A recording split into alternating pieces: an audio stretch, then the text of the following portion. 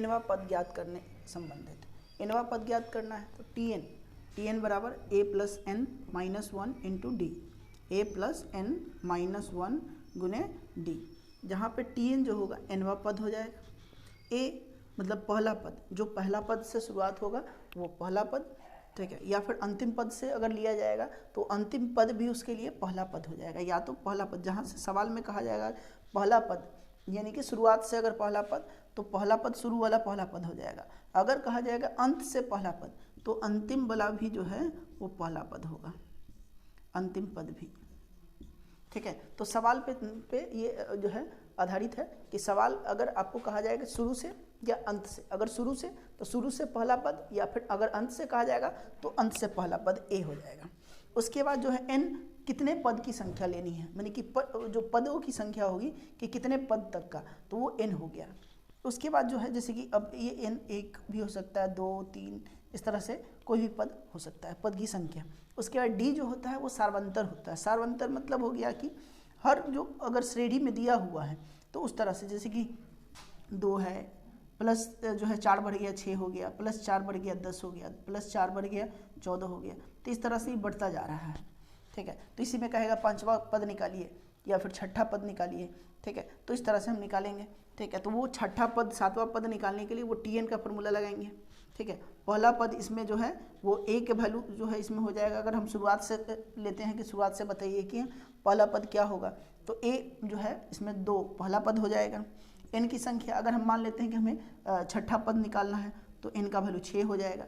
अगर जो है tn तो t6 निकालना होगा इसमें, ठीक है। उसके बाद सार्वंतर क्या है, तो इसका दूसरे पद माइनस पहला पद, दूसरा पद माइनस पहला पद, और दूसरा पद है 6 माइनस 2 बराबर 4, ठीक है। और हर बार सार्वंतर बराबर होगा, 6 में से 2 घटेगा 4, 10 में से 6 घटेगा 4, 14 में से 10 घटेगा 4, यानी हर बार सार्वंतर बराबर है, ठीक है। तो ये जो है सार्वंतर जो है हो गया, ये आपका n हो गया, यानी कि कैवा पद आपको ज्ञात करना है उसके आधार पे a पहला पद हो गया, और tn अगर हमको अभी ज्ञात करना है कि t6 बताइए तो क्या होगा, तो इसके आधार पे हम ज्ञात कर सकते हैं कि t6 ज्ञात करना है। तो t6 ज्ञात करने के लिए हम फॉर्मूला लगाएंगे, यही tn यानी t6, a है 2 प्लस n का वैल्यू लिए हैं 6 माइनस 1 इंटू d मतलब कि d का वैल्यू निकाले हैं जो उसका अंतर है 6 माइनस 2 4, 10 माइनस 6 4, यानी कि सार्वंतर 4,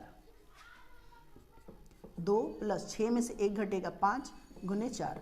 अब पहले जो है बोर्ड मास का इसमें भी रूल लगेगा कि 6 में से 1 घटाएंगे, पहले ब्रैकेट का काम, उसके बाद जो है संख्या तो 4 से गुना करेंगे। तो गुना करने का काम, जैसे ब्रैकेट से बाहर आया तो फिर गुना करने का काम, 5 जगह 20 और फिर 2 जोड़ देंगे इसमें, 20 और 2 22, यानी कि अगर इसका हम 6ठा पद देखेंगे तो वो होगा 22, ठीक है। तो इस तरह से बनाया जाएगा। जब हम समांतर श्रेणी में nवां पद ज्ञात करेंगे तो इस फार्मूले का प्रयोग होगा। ये जो है इंपॉर्टेंट फार्मूला है, और ये सब इसका जो है जहाँ मतलब कि tn जो है nवां पद हो जाएगा, a पहला या अंतिम से अगर लेते हैं तो अंतिम पद या पहला पद, यानी कि अंतिम से भी पहला पद और इधर से भी पहला पद ही, ठीक है। अंतिम से अगर बात करते हैं तो उसका भी पहला पद ही लेंगे, ठीक है। n जो है पदों की संख्या हो जाएगा कि कितना पद जो है हमको निकालना है, d उसका सार्वंतर यानी दूसरा पद माइनस पहला पद, ठीक है। तो इस तरह से हम nवां पद ज्ञात करेंगे। अब देखते हैं समांतर श्रेणी में 3 संख्याएं, जब कहा जाएगा कि तीनों संख्याएं जो हैं समांतर श्रेणी में हैं तो जो है संख्याएं ज्ञात कीजिए। तो पहली संख्या, दूसरी संख्या और तीसरी संख्या इस तरह से लेंगे, अल्फा माइनस बीटा, अल्फा और अल्फा प्लस बीटा, ठीक है। जब कहा जाएगा कि समांतर श्रेणी में 4 संख्याएं हैं, समांतर श्रेणी में जब 4 संख्याएं हैं तो अल्फा माइनस 3 बीटा कमा यानी पहली संख्या अल्फा माइनस 3 बीटा, दूसरी संख्या अल्फा माइनस बीटा, तीसरा अल्फा प्लस बीटा और चौथा हो जाएगा अल्फा प्लस 3 बीटा। इस तरह से 4 संख्याएं हम समांतर श्रेणी में लेंगे और उसके बाद जिस तरह का रिलेशन होगा उस तरह से उसको सॉल्व करेंगे, ठीक है। उसके बाद है 2 दी हुई राशियों का समांतर माध्य। जैसे कि कोई 2 राशि दे दिया है, उसका समांतर माध्य ज्ञात कीजिए।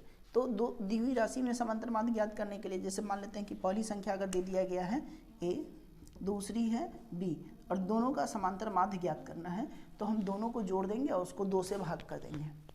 पहली संख्या और जो बाद वाली संख्या दिया हुआ है दोनों संख्याओं को जोड़ देंगे। दोनों का समांतर माध्य ज्ञात करने के लिए कहेगा तो हम दोनों संख्याओं को जोड़ के और दोनों को 2 से भाग कर देंगे, उसी का जो है इस तरह से समांतर माध्य ज्ञात हो जाएगा। ठीक है, उसके बाद है समांतर श्रेणी। समांतर श्रेणी क्या होता है? तो जब हम समांतर श्रेणी को ही जोड़ या घटाव के फॉर्म में लिख देते हैं, जब हम समांतर श्रेणी को ही जोड़ या घटाव के फॉर्म में लिख देते हैं तो इसी को कहते हैं कि समांतर श्रेणी बन गया। ठीक है, अब जब समांतर श्रेणी बन गया है तो समांतर श्रेणी के जोड़ का सूत्र, जैसे श्रेणी बना लिया, अब उसको जोड़ना है तो कैसे जोड़ेंगे?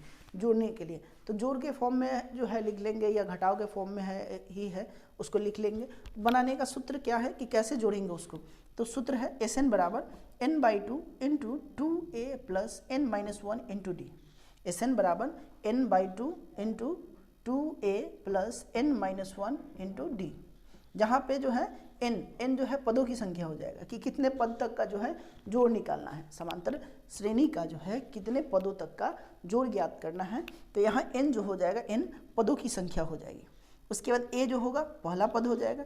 d सार्वंतर, जैसे सार्वंतर निकाले थे कि 2 4 6 है, 2 4 6 8, इस तरह से इसमें 2 का अंतर है, फिर 2 का अंतर है, फिर 2 का अंतर है, तो हर बार 2 2 2 सब में बराबर, तो यही 2 2 2 है जो सार्वंतर है, यानी कि पदों पहले दूसरे पद माइनस पहला पद का दोनों का अंतर, दोनों पदों के बीच का अंतर को सार्वंतर कहते हैं। और Sn जो है यहाँ पे वो n पदों का योग है। जितने पदों तक का योग हम श्रेणी क्रम में निकालते हैं, जैसे समांतर श्रेणी में है उसका जो पदों का योग निकालते हैं तो वही Sn है। तो Sn जो है पदों का योग बराबर n/2, n पदों की संख्या बटा में 2, उसके बाद गुना बिग ब्रैकेट बड़ा ब्रैकेट।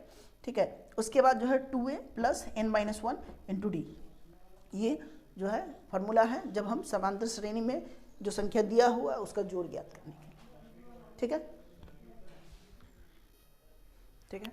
अब देखते हैं प्रथम n प्राकृत संख्याओं का योगफल ज्ञात करना। प्रथम n प्राकृत संख्या मतलब गिनती की संख्या को प्राकृत संख्या कहते हैं। तो गिनती की संख्या जैसे एक से स्टार्ट होता है, 1 2 3 4 इस तरह से, तो n तक जब जाते हैं तो इन सभी संख्याओं का योग ज्ञात करने के लिए हम Sn का फॉर्मूला पूरा जो है याद करने की जरूरत नहीं, सीधे सीधे हम ये याद कर सकते हैं कि Sn बराबर हो जाएगा n गुने n+1, यानी कि जो संख्या है उसी को 1 बढ़ाकर गुना और उसको 2 से भाग। जो संख्या जहाँ तक गया, जैसे एक से लेके अगर मान लेते हैं 10 तक गया तो 10 और 10 प्लस 1 का गुना, 10 प्लस 1 मतलब 11 का गुना बटा में 2। ठीक है, तो इस तरह से हम इन प्राकृत संख्याओं का योग निकाल सकते हैं। उसके बाद है प्रथम n विषम संख्याओं का योगफल ज्ञात करना। तो n विषम संख्याओं का योगफल, तो n पदों तक, अगर n पद तक है, जितने पदों तक गया उतने पदों का स्क्वायर कर देंगे। तो जैसे कि अगर 5 है तो 5 कितने पद, 1 2 3 पद तक। ठीक है, तो 3 का स्क्वायर तो 9 हो गया। 3 अगर पद की संख्या n जो है पदों की संख्या गिनेंगे कि 1 2 3 इस तरह से, तो 3 का स्क्वायर तो 9 हो गया। तो इसी तरह से जोड़ सकते हैं, 5 3 8 और 1 9, यहाँ तक का जोड़ जो है 9 है।